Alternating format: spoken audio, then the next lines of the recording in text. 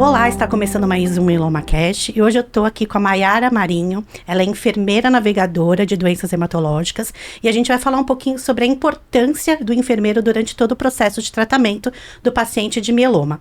Seja bem-vinda. Muito obrigada.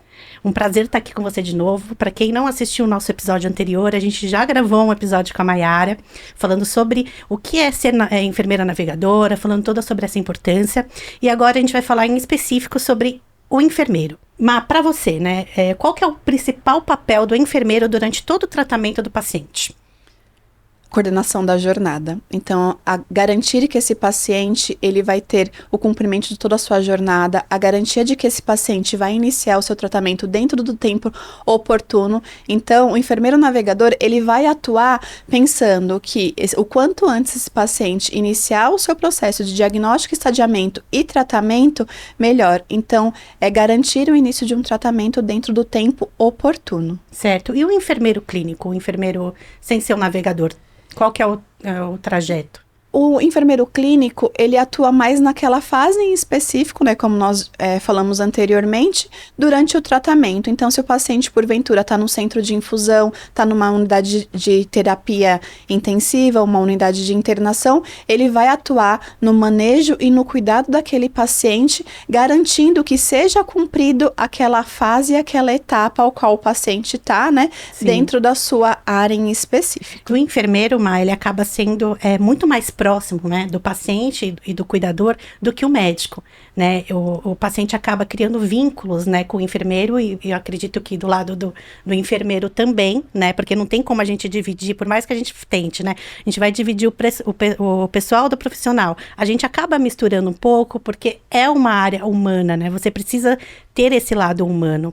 E teve algum caso, né, que te marcou bastante nessa sua carreira de enfermeira, sem ser daquele menino que você já falou no outro episódio? Acho que todos os casos, eu digo que são importantes. É difícil elencar um único caso, né?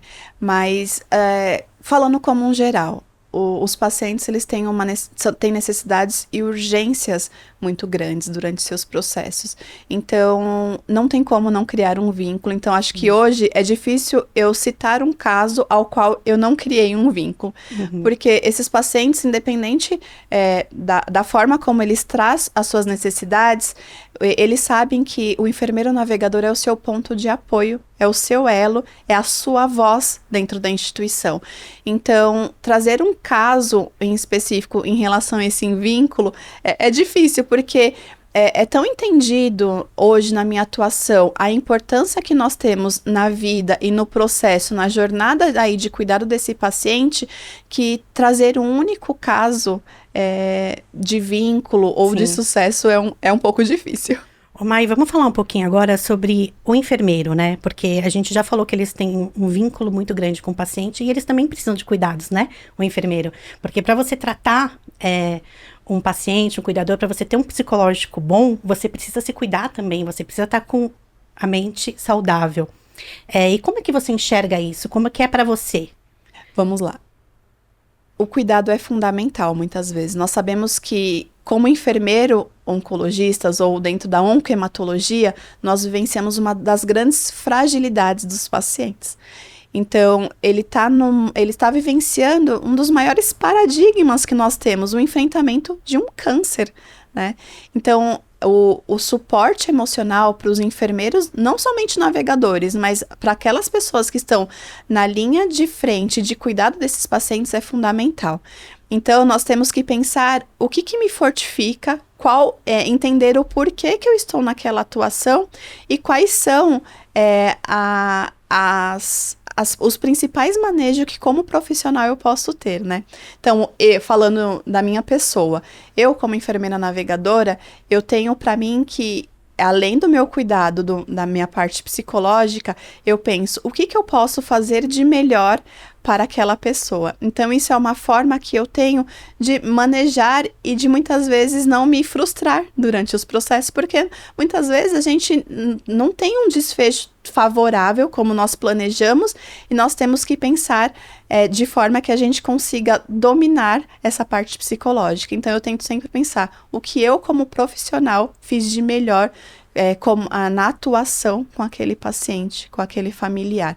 Então, hoje, qualquer conquista para mim, eu falo que eu fico feliz. Então, desde conseguir um exame dentro de um tempo oportuno, iniciar o tratamento, conseguir excepcionalidade durante o tratamento daquele paciente, são formas aí que eu tenho de manejo, né, dessa parte psicológica e de fortificar aí as necessidades que eu tenho como pessoa e profissional. E para finalizar aqui um pouco, qual conselho que você dá para as pessoas que são recém-formadas, assim, que quer ser, ou que até quer ser enfermeiro, que tem o sonho de ser enfermeiro? Qual que é o conselho que você dá? Estudem, se atualizem. Eu acho, como dito anteriormente, no episódio anterior, nós temos que ter o domínio. Então, não é só ser enfermeiro, é ter expertise, é ter o conhecimento, é ter a sensibilidade.